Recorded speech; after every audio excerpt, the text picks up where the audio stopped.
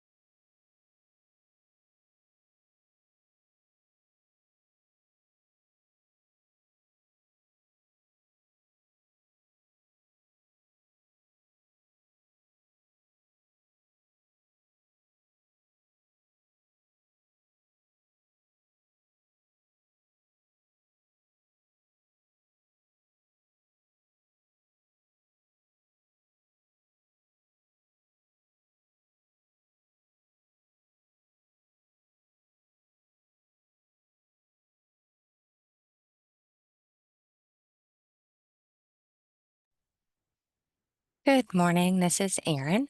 It is officially 10 o'clock. Our waiting room is clear. I currently show Wayne, Ann, Melanie, Doug, and Brad logged in. If I missed any other TAC members, please let me know. Wayne, you do have a quorum. Okay, thank you, Aaron. First order of business is to seek approval of the meeting minutes from the prior meeting. Does anyone want to make that motion among the committee members? So move. Thank you, Doug. Anybody want a second? I'll second. Thank you, Brad. All in favor? Or I should say, is there any discussion before we cast the vote? Okay, all in favor, say aye. Aye. Any opposed? Okay, that takes care of the meeting minutes, Aaron. We've got a pretty good agenda today. It's packed with old business and new business, so we'll get started with the old business. General updates from Medicaid's 2025 initiatives. That's been a mainstay on the agenda just to stay aware of what's going on with Medicaid. Do we have somebody on, Aaron, from Medicaid that's going to speak to these? Sorry about that. I couldn't find my mute button this morning. I'm still trying to get back from vacation mode. Let me see who is on. Carmen, is that something you can address this morning? Sure, I can. Thank Can you you so hear me? much. Yes, ma'am. Absolutely. So good morning, everyone. Glad to see you all. So some updates from long-term services and supports, and then I'll just try to give some general Medicaid updates.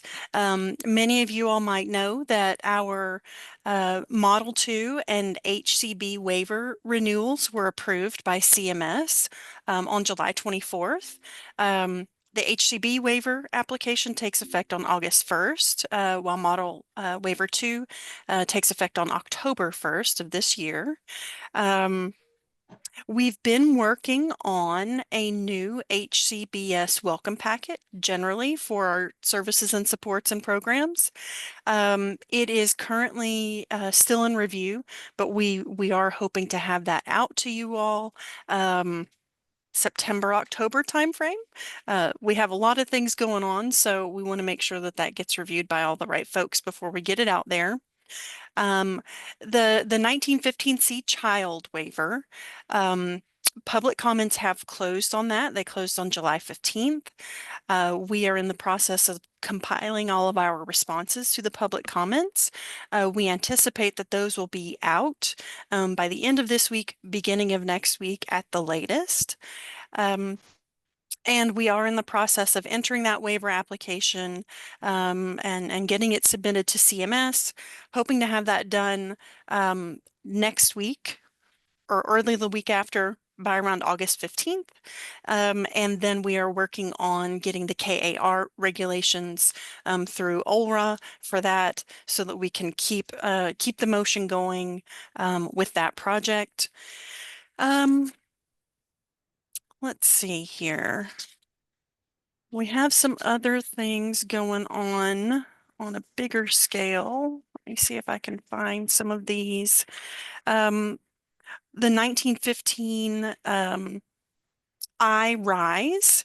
The regulations were approved on that last week, as were amended regulations. They were approved by the LRI last week, the I-RISE, and then all 6 of our 1915C waivers were approved at the LRI last week. So that's fantastic. The I-RISE is still working, moving forward.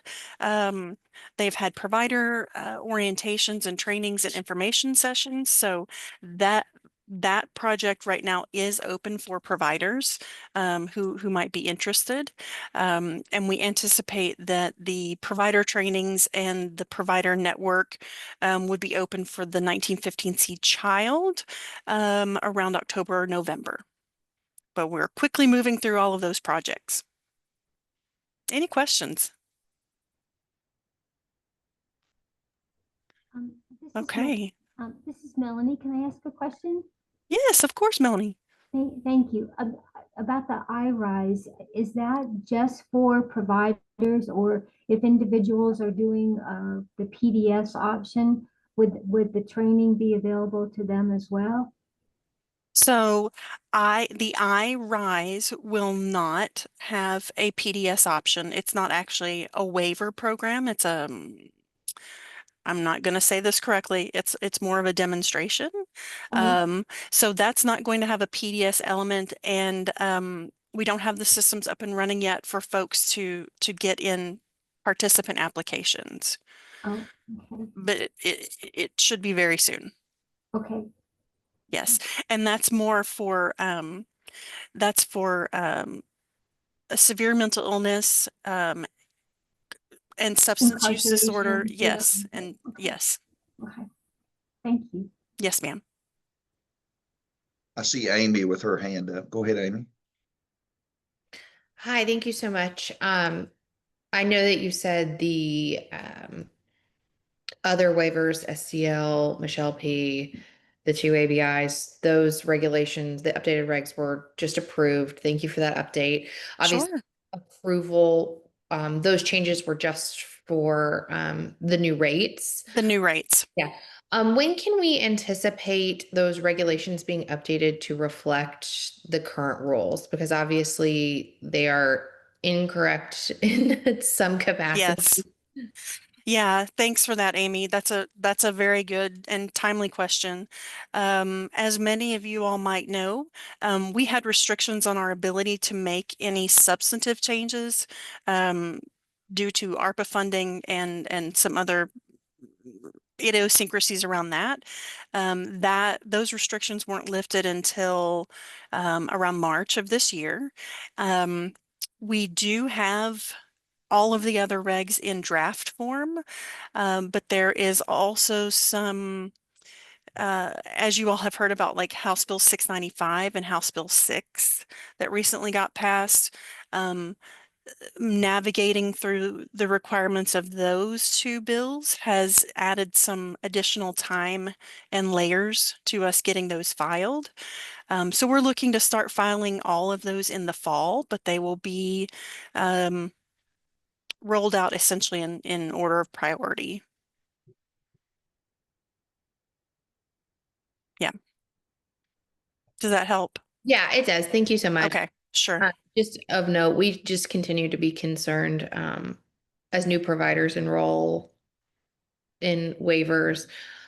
So they take a look at the regs and they're not always seeing the correct rules to follow. And it's obviously difficult sometimes to navigate the system of provider letters and guidance and things like that if you haven't been a provider, you know. For a while. Yeah, Yep. understood. Yep. We And I have been, appreciate that update. yeah. And Amy, we have been, as a cabinet, obviously us with Department of Behavioral Health, Developmental and Intellectual Disabilities and Department for Aging and Independent Living, have, you know, been trying to deliver a clear, consistent message to refer to waiver applications right now, while we're in the process of getting regs updated. I appreciate that. Thank you so Yep, much. absolutely.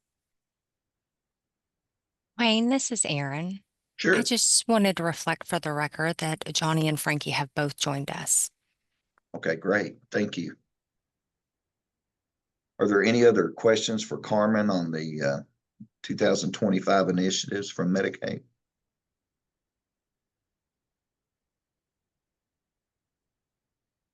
Okay, next agenda item is update regarding the 1915C waiver wait list.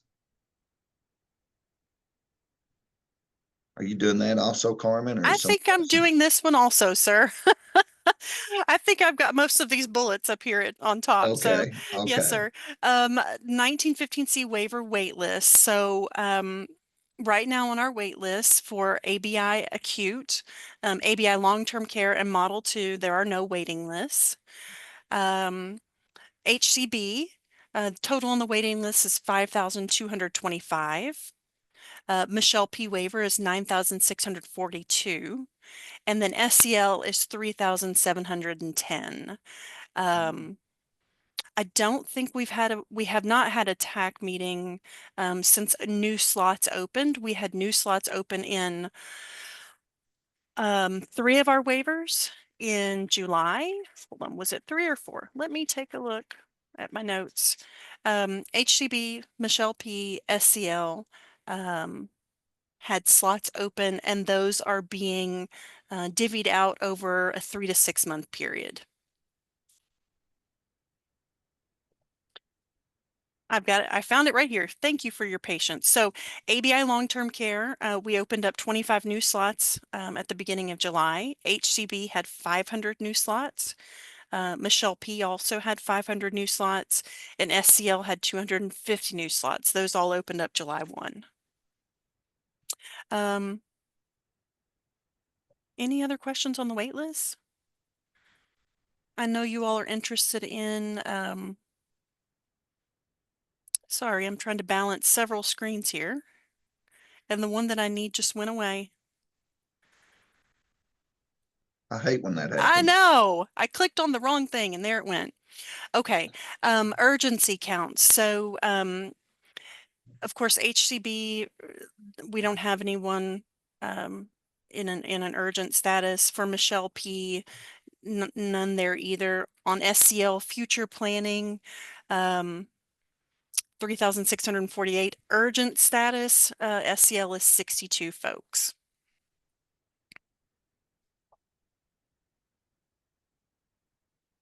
Okay, anybody have any questions? Johnny, go ahead. Hey, thanks, Wayne. Carmen, thanks for the numbers.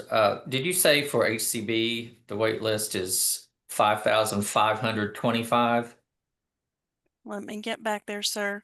5,225. 220. Okay, thank you. Wasn't Yes, sir. sure I heard that right.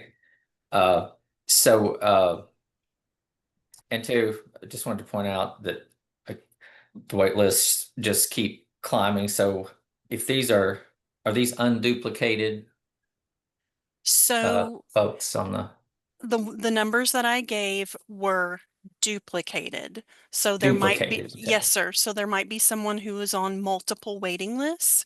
Okay. The unduplicated number across all of the waivers is 15,321. 320. Okay. Mm-hmm. The And this duplicated number, number is 18,577. So we have a little over 3,000 people that are on multiple waiting lists. okay. Thank you for clarifying that. I appreciate it. Yes, sir. I see a question from Justin. Go ahead, Justin. Yeah, it's just I guess I'm asking for clarification on the term duplicated versus unduplicated. I thought that unduplicated kind of referred to that they're not registered for Medicaid in another state. Does unduplicated also, the way you all use unduplicated, is that meaning just only on one waiting list or not receiving services on another waiver or in another Medicaid program? So this, Justin, this is strictly on the waiting list. On a waiting list, they might be on a waiting list and receiving services in another program. For instance, we have multiple folks who are receiving HCB services, but they're on the Michelle P. and the SCL waiting list. So unduplicated being one individual slot would be one person counted one time, no matter the number of waiting lists that they're on. Okay, and do you all have the numbers on how many on the waiting list are not receiving services in another program in Medicaid? I do, I can get that, Justin. I don't have it right here at my fingertips. I'm That's sorry. okay, there's no Yeah. rush. Appreciate your help, but I'll send an email. Okay, that'd be great. Thanks. Any other questions on the waiting list update? Aaron, do you see anybody else's hand up or anything that I might miss? I do not. Okay, thank you.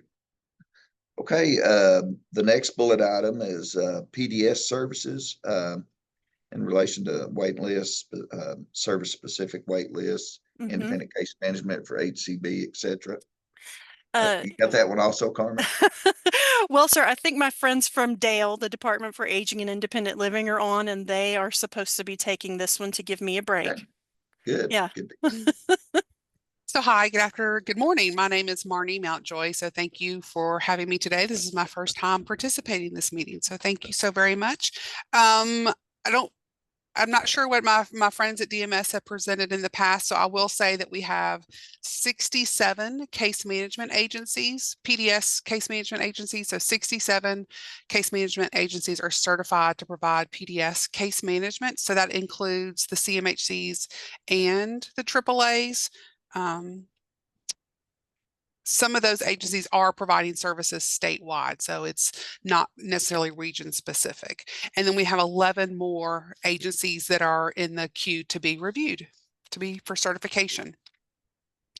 And then monthly we track we ask the case management agencies to send in a list of the number of people who are interested in PDS services, who have reached out to them to express interest in receiving PDS case management.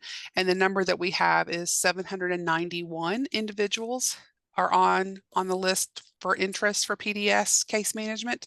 Now, we have made some changes to the report, so we're going to start collecting names because we don't know if there's a duplication. So one individual could be on more than one case management agency's list, PDS interest list.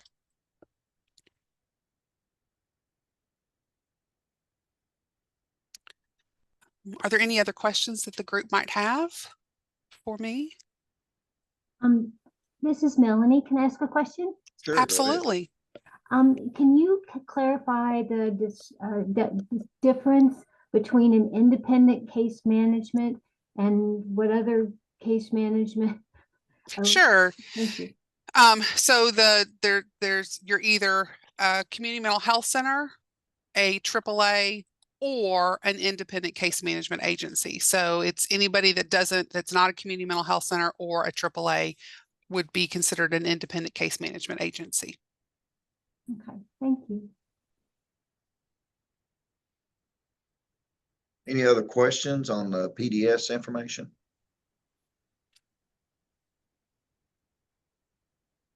Thank you so much for that. Wayne, I had a question, if that's Oh, okay, go ahead. Yeah. Hi, Marnie. Amy Stade. Good to see you here. I'm glad you're here. And I think we probably all intuitively know the answer to this question, but I just wondered if you all had any sort of data or insight or if the answer is no, that's totally fine. But do we suspect that these wait lists are obviously just related to, or interest lists, I'll say, are related to workforce challenges? I mean, I could speculate that Yeah. the lack of staffing to hire the case management agencies, that could be, but we've started asking those questions on the monthly report. So perhaps okay. next month I could give a better answer if Oh, I'm awesome. invited back, if you all want me back. Awesome. And thank you so much. Yeah, thank you for including that question on your monthly report. I look forward to seeing what the answers are. Yeah, I have a feeling it'll be on the agenda again next meeting. So Marty, you'll be welcome back. Thank you. Any other questions in regards to the PDS stuff?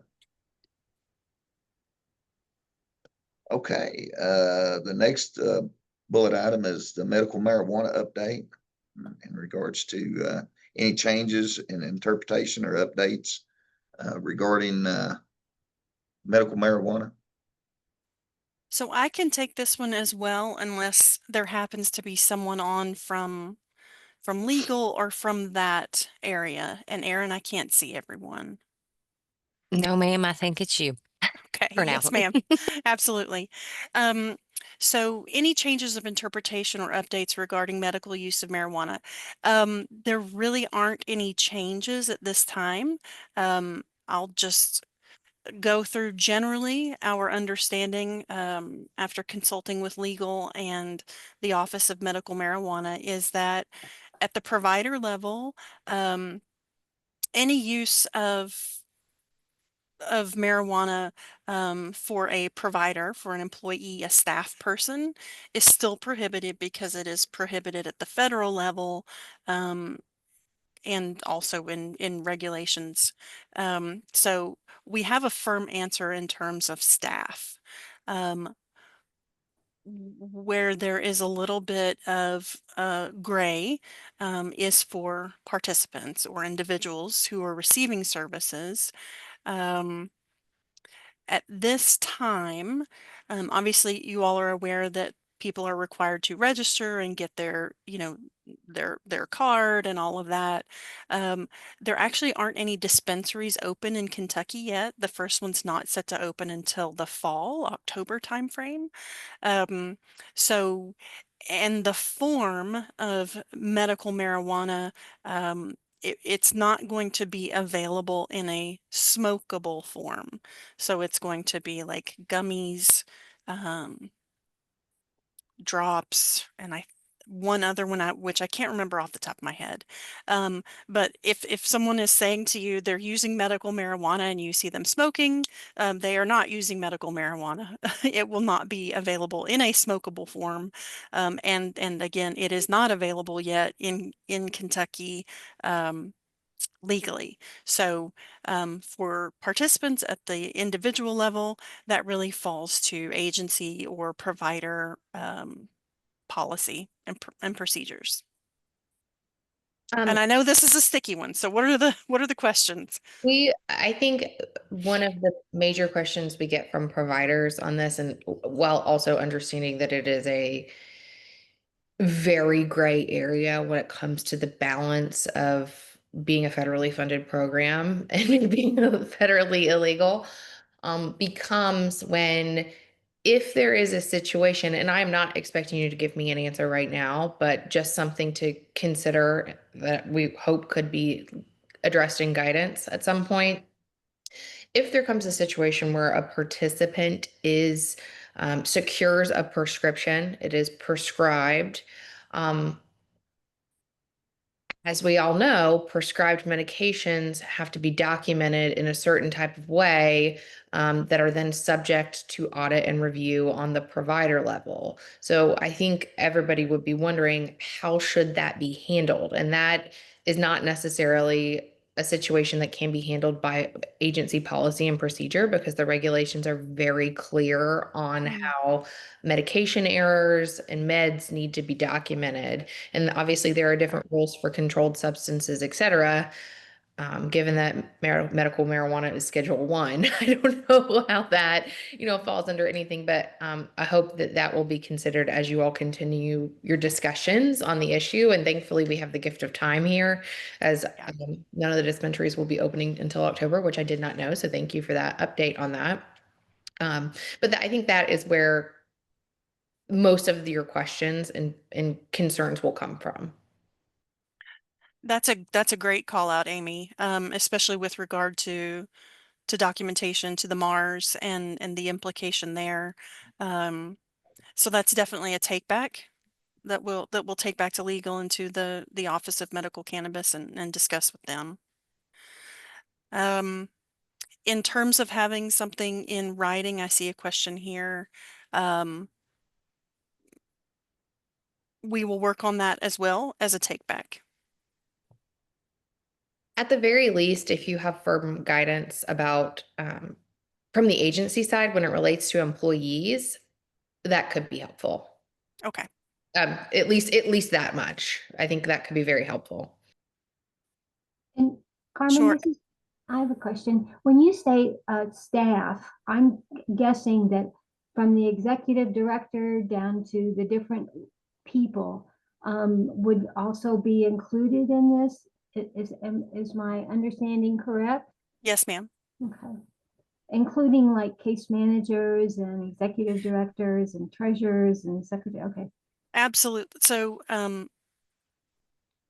my question is, there's several people, I think, now correct me if I'm wrong, but that do different jobs within, a provider agency that maybe aren't housed specifically in that agency. They might be other places within other organizations. Would they be included as well? yes, ma'am. Anyone who is working in any capacity, thank you, Amy, even if they don't provide direct care. So everyone from the executive director to the receptionist to the maintenance person at a provider agency has to be drug tested and negative before hire. Okay. Thank you. Yes, ma'am. And I did want to tell you all, I will drop, as the conversation continues, I'll drop a link to that Kentucky Office of Medical Cannabis in the chat. There's some really good information on their website. I see Patty with her hand up. Go ahead, Patty. Yeah, so I know this is very rare, but back, I used to be a case manager a while ago, over a decade ago. And we did in fact have someone who was prescribed the oil. It was for seizures. It was a very long process for the family to even get the approval for it, all this, because again, this was over a decade ago. And I know we had that on that client's face sheets and things like that, and nothing was ever said, but I know everyone was always worried about it. So I think like we definitely need like the providers, from case managers to behavior, everybody, like all the providers who are providing services to these clients definitely need some guidance on like how we need to be documenting this stuff. Especially with it becoming a medical use, because, I even know like my husband's in the military and like, they're also fighting their own fights with this within different states because statewide it's okay, but then the VA and other things are going to say no because it's federally legal, even though there's studies to say it helps them. So that's like that's where it's a really iffy area when it comes to like federally funded programs, because like if we put this on someone's face sheet and someone sees it, are they going to pull them from services and things? So like definitely need some big guidance on how to track this or what we need to be doing for participants. On the provider side, I think that's fine. Yeah, no, it's illegal, whatever. But when it comes to participants, we really need some clarity there. For sure. I completely agree, Patty. And like Amy said, we do have time on our side right now. I will say I have experience where someone had this, and this was before this was even like a thing, like the medical marijuana, and everyone was always scared about it, mhm. even though it was highly needed for this individual's seizures. Yeah, thank you. That's great feedback. Frankie, I see your hand up. Go ahead.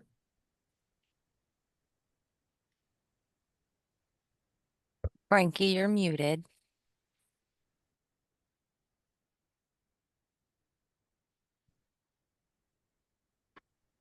Oh, sorry about that. I just had a quick question regarding this. Cause I know right now on SCL, like uh, the employees are only required to do like a urine drug screen. Now that this is coming more, um, more prominent, I guess you would say, where people will use medical marijuana. Has Medicaid looked at making people do hair follicles for the employees? Hmm. That's a good question, Frankie. I think Aaron can take that back for us. It's not something that's come across my radar, but that doesn't mean it hasn't been a discussion. So we can certainly do some research. I will add that to our follow-up email. Thank you, Aaron. Thank you, Frankie. Yeah, I I only ask that because um I, I I'm sure that I mean I don't know for sure, but I'm sure I've heard that people can um like doctor with the urine drug test, if that makes sense. It does. I've heard that as well. It's definitely a good call out and a good point. Yeah. Okay, Thank thank you. you. Yes, sir. Absolutely. Any other questions on medical marijuana update? Okay, next bullet item is the involuntary termination summary report.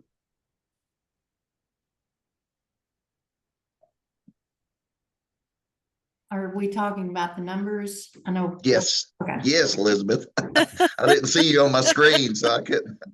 Just I want to didn't know if be you were sure before reporting I or jump in somebody there. else was on. So I do want to make mention, good morning, everyone.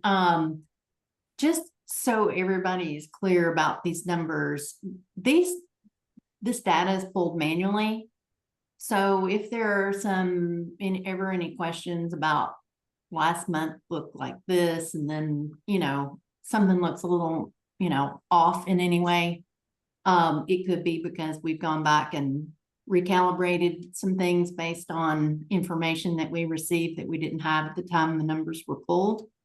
I will say that we are doing a deep dive on our folks who are well over a year and have some encouraging news that we have learned. There are some, there's at least one that had rescinded, but they're not required to provide us with that information. A lot of times we don't even know that people have transitioned off the involuntary termination list. So it's information that we gather through our quality administrators from those agencies, from the case managers. And then I also learned that there are a couple, another rescinding that is coming up probably by the next time I report, and another person who's over that year threshold who is transitioning to another agency. So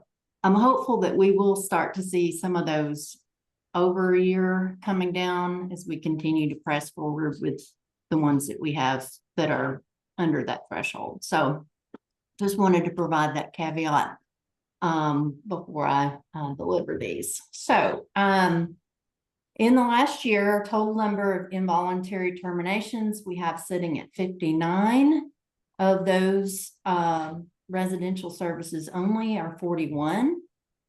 Of the involuntary terminations in the last 6 months, we had around 35. Of those residential only were 24. In the last month, I went ahead and threw this in. We had 4 in the last 30 days, and all 4 of those were for residential services. Of the total terminations not transitioned in the last year, that number stands at 27. And of the total not yet transitioned in the last year, 22 of those are residential services. And then our involuntary terminations over a year old dropped from 13 to 12.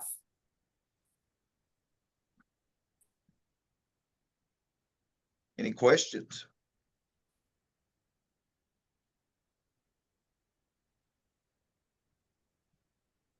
Can I ask, do you know what obviously the bulk of these are residential. Do you know what the other services are that have had trouble? Specifically just the ones that are not transitioned. Do you have an idea? You don't have to give me exact, but just an idea of what they are. Day training, or there's a couple of those that come to mind that may be day training services and potentially behavior support services. This is just off the top of my head. Services for which there may not be an agency that is providing the service in the area that the individual is supported in. And, maybe the agency that was providing the service, they don't have a behavior support specialist in that area anymore. And so it kind of leaves them in a bit of limbo. Thank you. That's helpful. I appreciate that. You're welcome. Aaron, do you see anybody else with their hand up? I do not. Okay. And I All will mention, if you all would like to see the data done differently or different time frame or anything of that nature, just let me know and I'm happy to pull it together in whatever way you think would be most helpful. Thank you, Elizabeth. You're welcome. The next bullet item is DMS's response to the TAC recommendation that was presented to the MAC. Is actually the last MAC meeting that we've had, where our TAC made the recommendation in relation to involuntary terminations. And we did receive a response. Every TAC member for the IDD TAC received the memo from Lisa Lee, the commissioner, and everything. And I thought it'd be a good idea to just read through that so that everybody that's on the call would be aware of what the response was in regards to the formal recommendation that was made. I'll read the recommendation and then I'll read the response. The recommendation was the IDD TAC recommends and requests that CHFS modify the involuntary termination requirement within the SEL and Michelle P. waiver regulations to establish a time frame within which a certified provider is obligated to continue supporting an individual that they have indicated they can no longer safely support. This TAC recommends a similar time frame as the state of Virginia allows, 60 days in parentheses, with their involuntary termination process as discussed in earlier IDD TAC meetings. This recommendation is made in the interest of preserving the health, safety, and welfare of the individuals receiving waiver services funded through Medicaid. DMS's response is the department recognizes the importance of ensuring a reasonable and person-centered transition period when a provider determines they can no longer safely or effectively support an individual. We understand that a 60-day time frame, similar to the one used by the Commonwealth of Virginia, is intended to provide stability during this critical transition and prevent abrupt service disruptions. CHFS supports the intent of the recommendation to implement a structured and consistent timeframe for involuntary terminations. We agree that a clearly defined transition period serves the best interest of individuals by ensuring continued access to needed services while appropriate alternatives are arranged. A successful policy must balance the rights and protections of individuals with the operational realities of service providers. In the development of a policy, the department requests the IDD TAC consider the following, and there's 4 of these.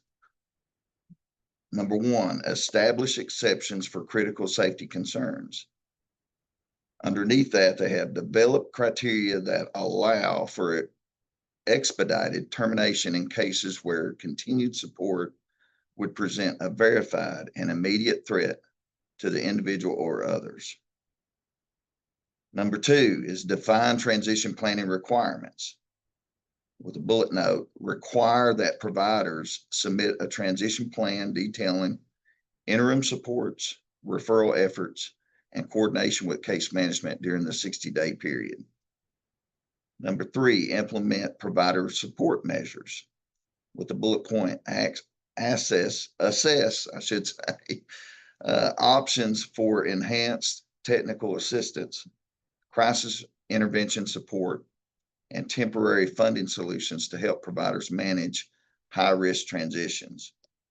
The 4th thing is conduct stakeholder engagement. With the bullet point, convene additional meetings with providers, advocacy groups, case managers, and waiver participants to refine policy design and ensure broad-based input. The department is committed to advancing policies that protect vulnerable individuals. We thank the IDD TAC for raising this critical issue and look forward to working collaboratively to improve policies that uphold the principles of person-centered and high-quality care.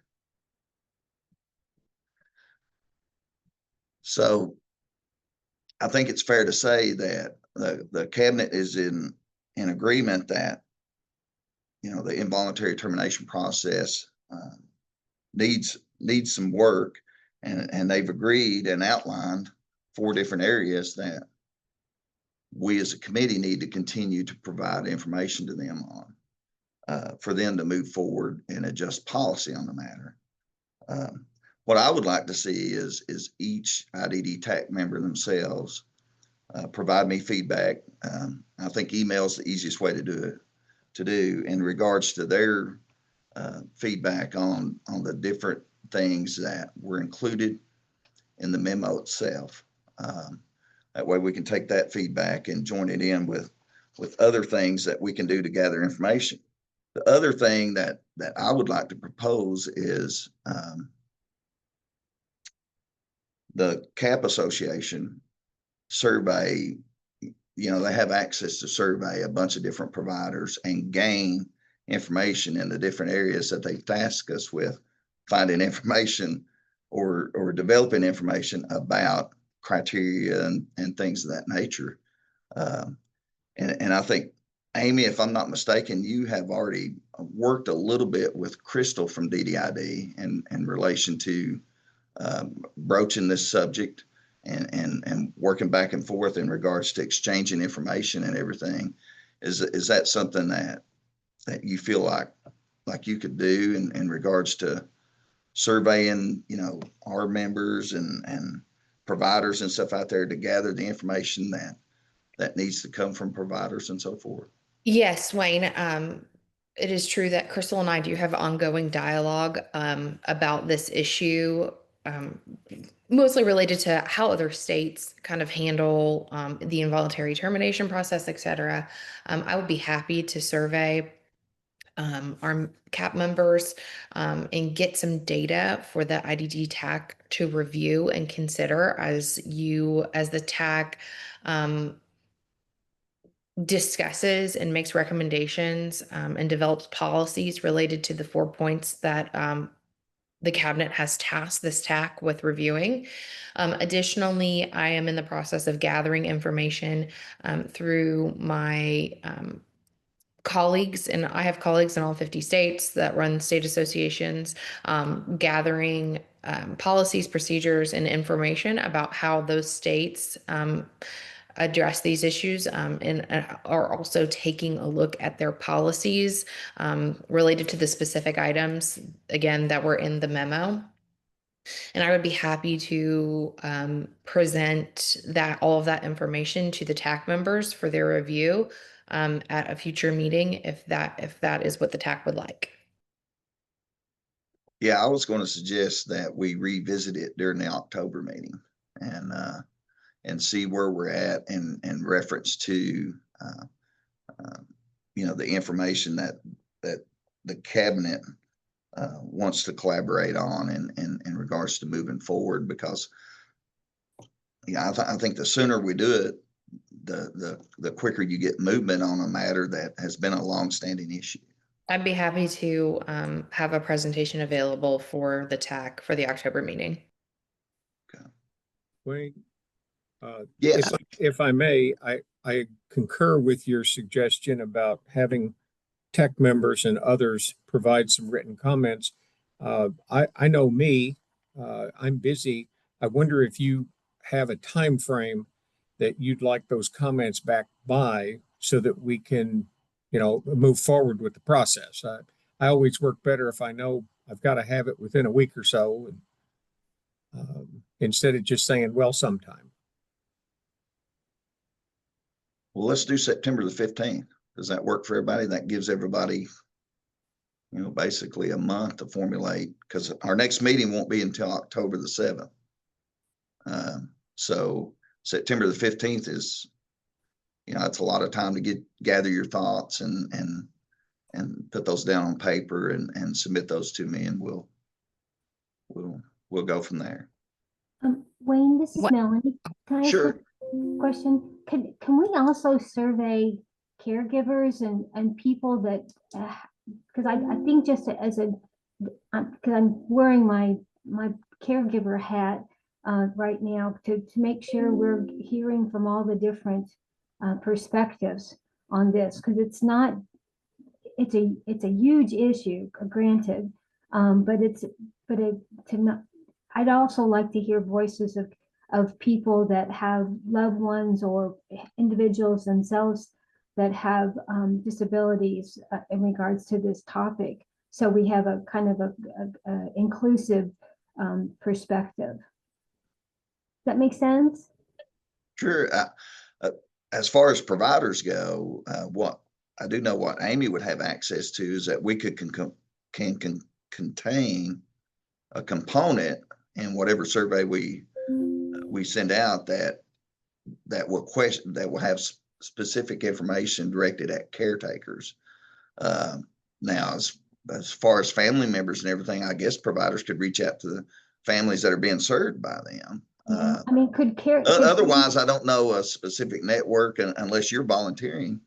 Well, I'd be glad to help facilitate that. I mean, if that would be something I could work with Amy and others to make sure we're reaching out, because I just don't want that group of individuals to be not a part of the discussion. Absolutely. I agree wholeheartedly. Yeah. I agree wholeheartedly.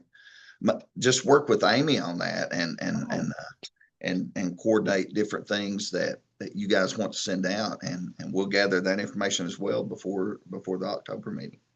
Okay, great. Thank you. Wayne, Dakota has their hand raised. Go ahead, Dakota. Wayne, this is Dakota Burton. I'm the executive director at La Casa Care in Bowling Green. Mm-hmm.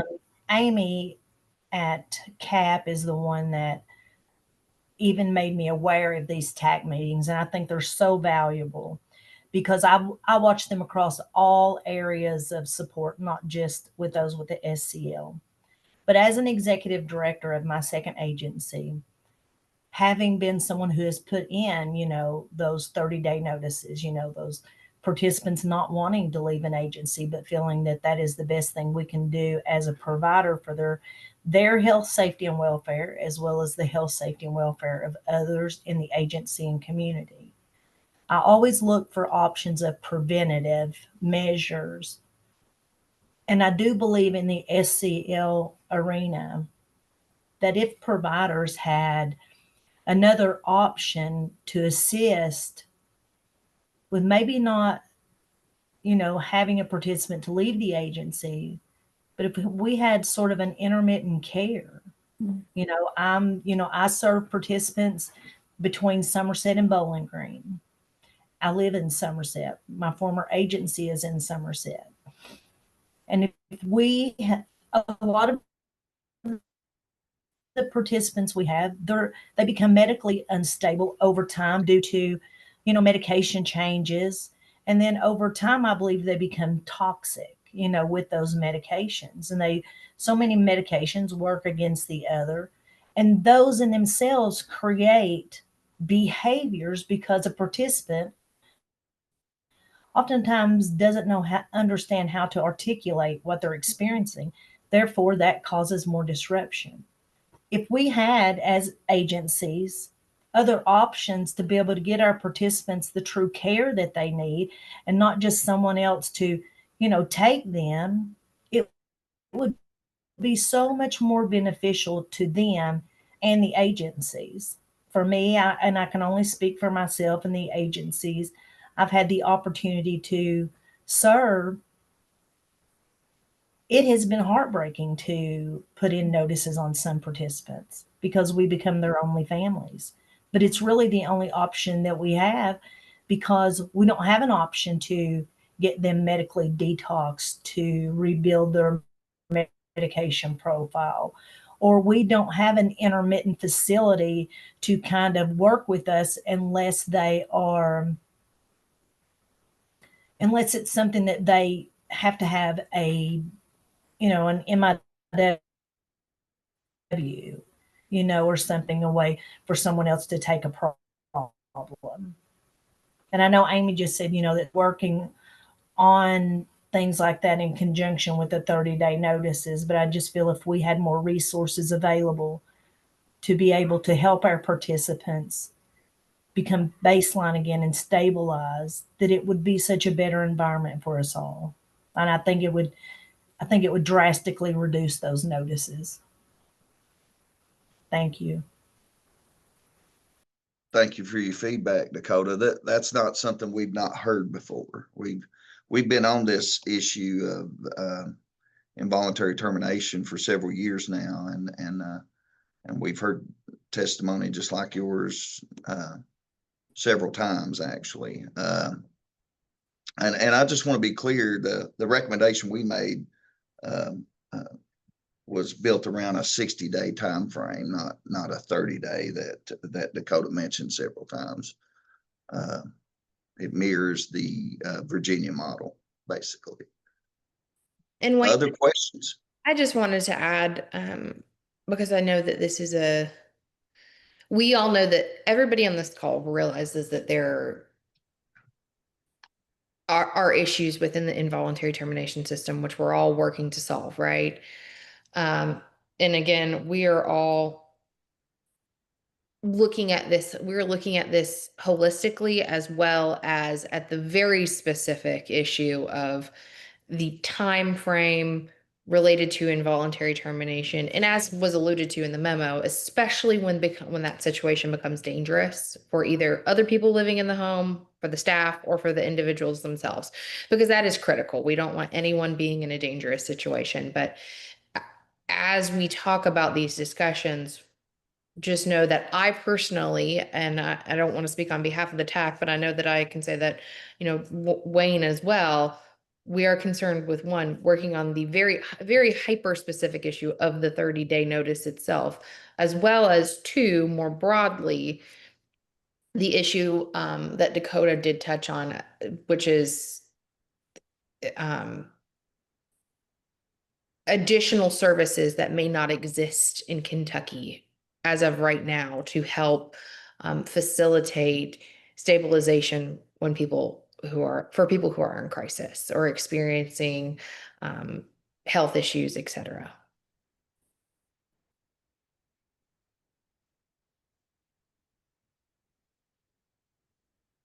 Dakota, do you have your hand up again, or is that from before? It just now popped up on my screen. Sorry, Wayne. That's Yes, okay. I was just going to, add sometimes, like if we extend that notice to 60 days, I don't think the number of days of that involuntary notice, the number of days of that isn't going to help the key issue of what's causing that participant to now be in a situation. So I don't think Yeah, the number of days matters. It's what we can do within those number of days. right. And I think the cabinet recognizes that, Yeah. Dakota. I think that's why in their very first number there in regards to establish exceptions for critical safety concerns, they gave the bullet point of develop criteria that allow for expedited termination in cases where continued support would present a verified and immediate threat to the individual or others. So I think they recognize what you're saying. And I think that's one of the things that we're tasked with gathering some additional information on and coming back and working collaboratively with the cabinet on and hopefully developing something that is more amenable to keeping people safe and providing the necessary services and supports to make sure that not only individuals are safe, but people that are providing the care are safe also. So and I'm asking only because I haven't been present enough to know the answers. So Sure. has there been any consideration to adding services that we don't have available yet on the waiver programs?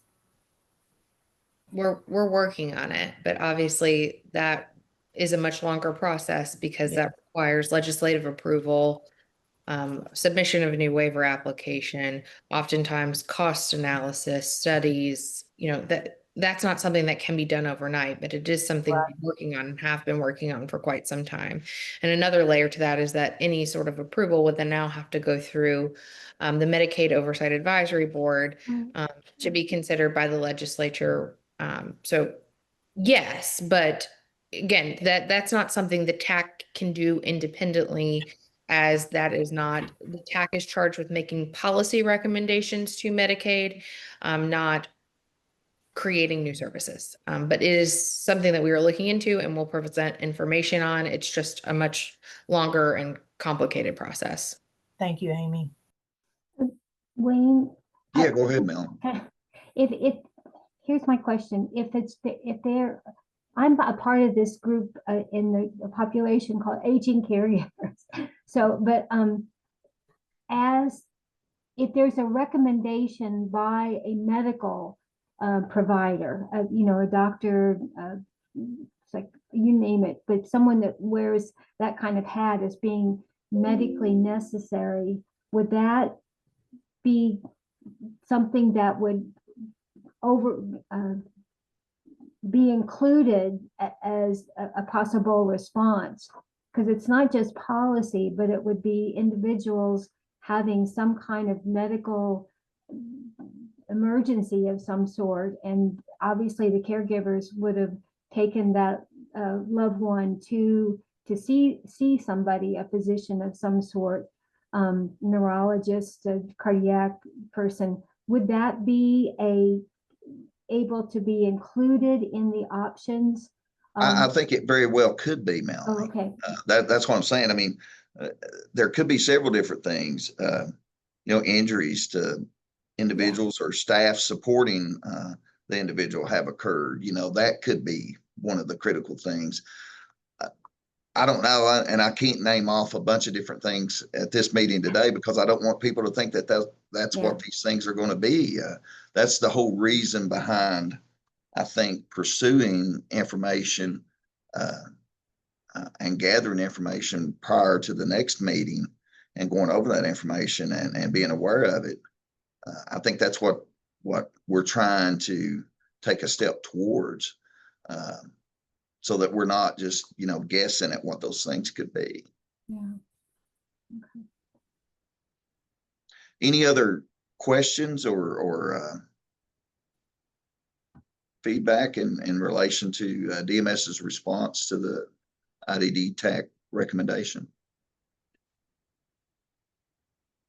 Okay, before we move on, I just want to reiterate that any of the IDD TAC members that want to formulate any feedback in relation to the response, please email that to me prior to September the 15th for consideration. And then Amy is going to work with Crystal and Melanie in relation to gathering information needed to address the different areas that the cabinet asked us to work collaboratively on. New business, personal service agency requirements. Is Carmen still with us? Is she going to address this one? Do you mind if I explain the issue first? Sure, yes, go ahead. thank you, Amy. Carmen, I want you to answer a question that you don't know what the question is. Thank you. So, after researching this quite a bit, and I want to say that this has come up due to a real world problem, so this is not a hypothetical. After researching this quite a bit, back in 2011, 2012, there was a bill run, and I'm so sorry, I do not have the legislation in front of me, but I can get you the bill number that passed. Okay, and this was, for folks, just a little bit of history. This was prior to or in conjunction with SCL2 when we made that change. And so really prior to the implementation of PDS services as we know them today, right? So there was a piece of legislation that was passed by the General Assembly in response, from what we understand, largely to sort of private duty nursing and adult, I don't want to say babysitting, but like adult home sitting services, not waiver services, but those sort of independent services that we all have heard about for aging individuals. That said, that any individual who engages in personal care services, and the definition of personal care is sort of how we see it throughout the waivers, those activities of daily living, et cetera. If they work, if they provide those services for more than 4 people, they must register with the Office of Inspector General and become licensed as a personal services agency, which is an incredible amount of work for just an individual who wants to provide care services, right? So this has been on the books since 2011, 2012, right? Again, prior to the advent of PDS. So recently it has come up that there are some PDS workers who, desire to provide PDS care for more than 4 people, a couple hours a day for this person, a couple hours a day for that person, et cetera. But we're running into the difficulty of them not being able to do this because they registering as a personal services agency and the kind of burden and oversight that requires is quite onerous, right? And that's just a lot for someone who wants to do PDS services to do. So with that, and given, the shortage of healthcare workers, the shortage of PDS workers, et cetera, we, it would be our opinion that we wouldn't want to create any more barriers to people being able to do PDS services, especially for multiple people if that's in their heart to do that. So what we are hoping for is that the cabinet go back and look at the personal services agency roles, either and then do a couple of things. Number one, determine if they were intended to apply to waivers, given that waivers do have their own sets of rules, regulations, and much of it is federal. And number two, if they do think it does apply to waiver, if we could either via provider letter or reg change, create an exception that personal services agency requirement does not apply to waiver. And so that is the issue.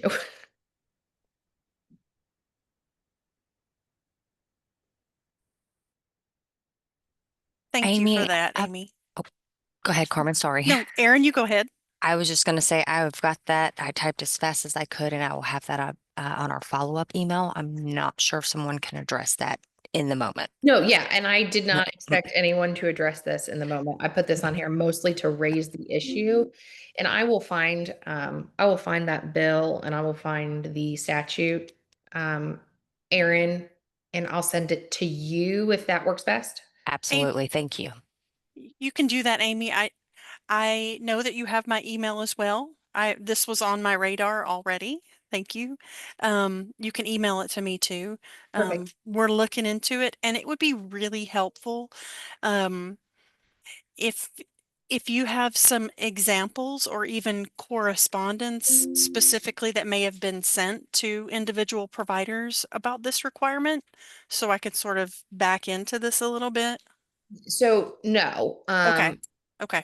there has not been correspondence from the cabinet to individual providers on this. However, this requirement was sort of accidentally discovered as a provider was working with a PDS worker who inquired about working for more than 4 people.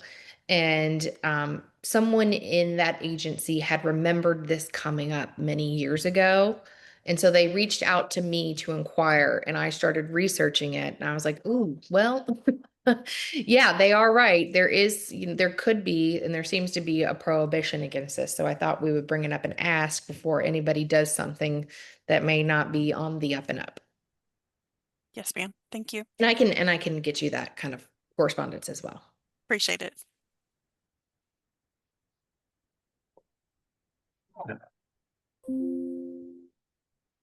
Does anybody have any other questions in relation to the PD or personal service agency requirements? Update on the impact of recent federal legislation. Are you going to do that one, Carmen? Or? I was really hoping Commissioner Lee would be on. She was planning to join, but she thought she'd be joining late. So Okay. these items are ones that that really need to come from her. I don't think we have, I'm looking, I don't think we have Steve Bechtel on either. No. Okay, so my apologies. These are ones really Commissioner needs to cover, or Steve probably. Okay. Do you have a general feel for or how it's going to impact things that we'll say is not officially on the record? Well, impact of recent federal legislation. So we're just still working through it. We're having really daily conversations about the HR 1 or the OBBA, the One Big Beautiful Bill, and working through that. Again, Has there's a Kentucky, lot to let me consider. ask this then, Carmen, has Kentucky made any specific moves or anything to address any specific items that was contained in the Big Beautiful Bill? I've got to be honest, I really can't speak to it. Hey, Wayne, do you want me just to talk broadly about what's in the bill? Because I could at least tell people that they may not Sure. know about. Yeah. Sure. So as it relates to Kentucky Waiver Services, not Medicaid as a whole, because the bill obviously does a lot related to work requirements, which Kentucky is already pursuing. We submitted an application to the federal government several months ago related to work requirements. The bill does a few things related to redetermination for Medicaid enrollees that requires redetermination every 6 months. That will have a tremendous impact on Medicaid as a whole. But those redetermination requirements only apply to the expansion population. So for now, that should not affect individuals enrolled in waivers. However, it may affect their caregivers. For example, if one of their caregivers is included in the expansion population in Medicaid, they would be subject to a redetermination every 6 months. That obviously will have increase the burden on the Cabinet for Health and Family Services to do that more frequently, and there are costs associated with that. As I'm sure you know, higher just from an administrative standpoint. The one thing that we as an association are quite concerned about is the provider tax. So for those of you who do not know, the federal government allows states to levy provider taxes off of net revenue, or excuse me, gross revenue for providers. And right now there are two categories of providers who have provider taxes that are that would be impacted by federal legislation. With that, one of those provider categories are hospitals, and the other provider category is for supports for community living waiver providers. So both of those provider types have provider taxes over 3.5%. They're actually both set at 5.5%. So what happens with provider taxes is, again, the provider themselves, so an SCL provider pays 5.5% tax on gross revenue, gross SCL revenue received from the waiver program.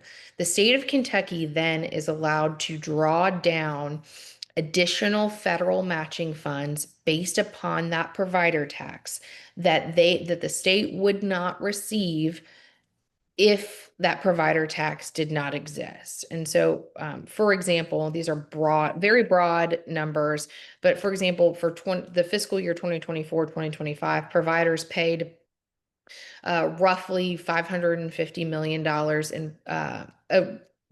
this paid roughly $30 million in provider tax, and the state of Kentucky received over $70 million in matching funds that they would not have received if it was not for that provider tax.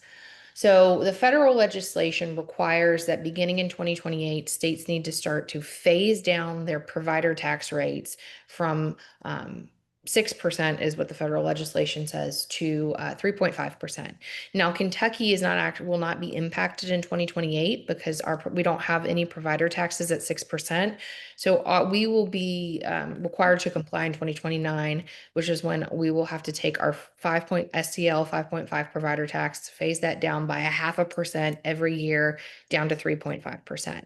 So that essentially what this does is it means that Kentucky's going to collect considerably less every year in federal matching funds for the Supports for Community Living waiver program, which, let's be honest, less money in the bucket for waivers impacts all waivers, not just one waiver, right? And more broadly, when it comes to hospitals, that has a significant, much more significant impact as they obviously bill a lot more, et cetera. So less money in the overall Medicaid bucket can have considerable impacts. And so that's where we're primarily concerned, is that phase down of the provider tax and the impact of the loss of federal funding that will occur as that phase down occurs. Now, obviously, this does not even start for Kentucky until 2029. Again, we get to skip that 2028 from 6 to 5.5 because we're already at 5.5. So who knows what will happen between now and then? That's a whole other state budget cycle between now and then as well. So we'll see from a planning purpose. But I think it's good to start having these discussions now. I know the Cabinet for Health and Family Services is starting to have these discussions now, plan into the future, look into the future, and who knows what will happen on a federal level if these provider tax decreases will even move forward, right?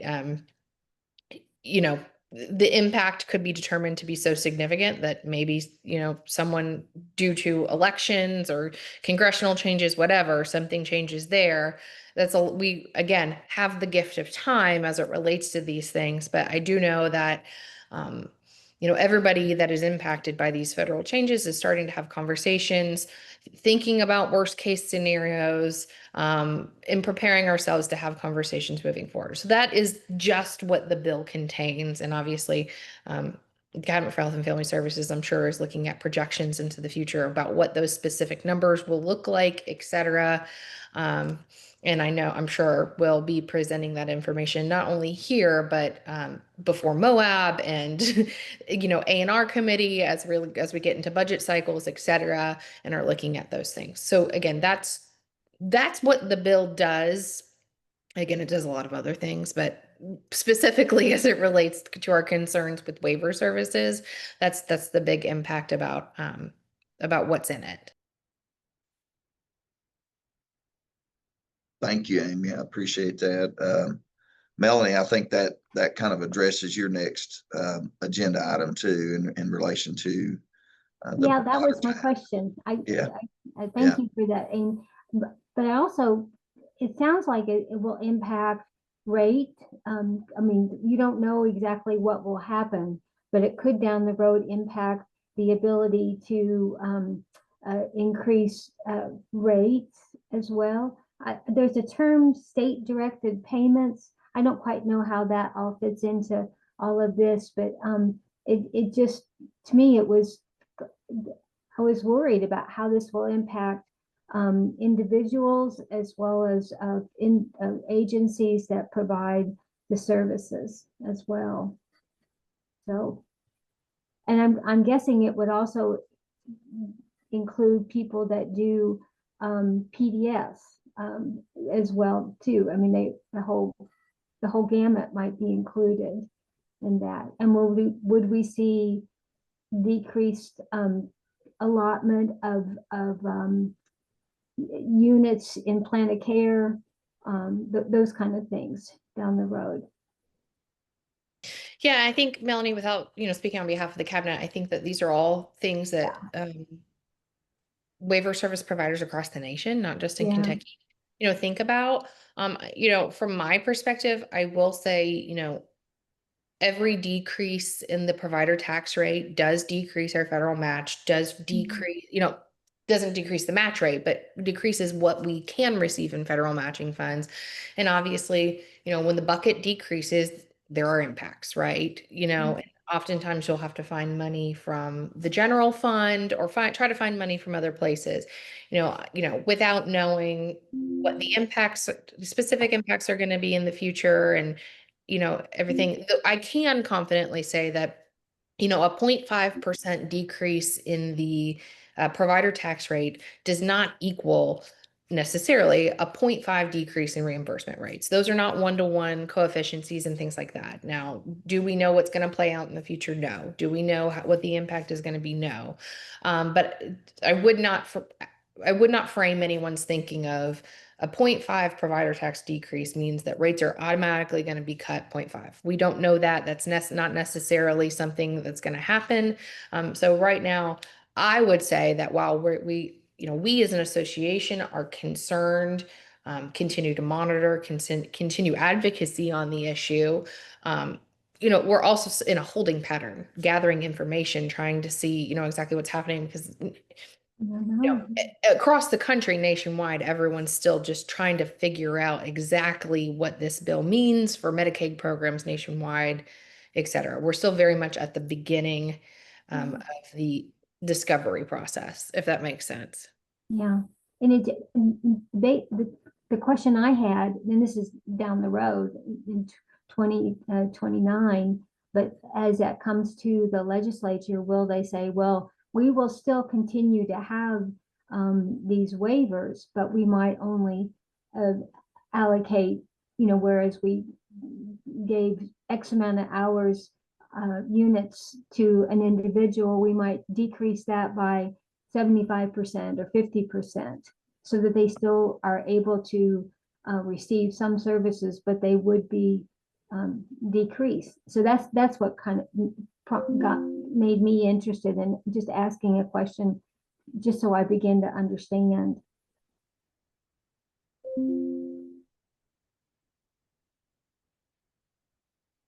Any other questions or any other feedback before we proceed with the agenda?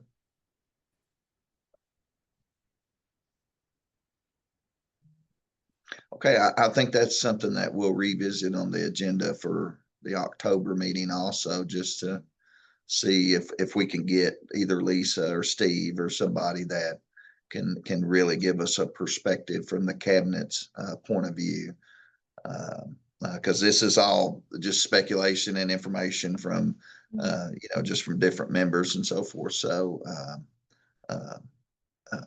take that with a grain of salt, I guess is what I'm saying. So Yes, Wayne, and I do apologize. She was in another division directors meeting I and completely really thought she understand. was going to be here, and please accept my apologies on her behalf. That's fine, Carmen. Thank you. Mm-hmm. Next agenda item up is general discussion or announcement. Does anybody have any announcements or anything that anybody retiring today or anything that we need to announce? David Hanna would have appreciated that. All right.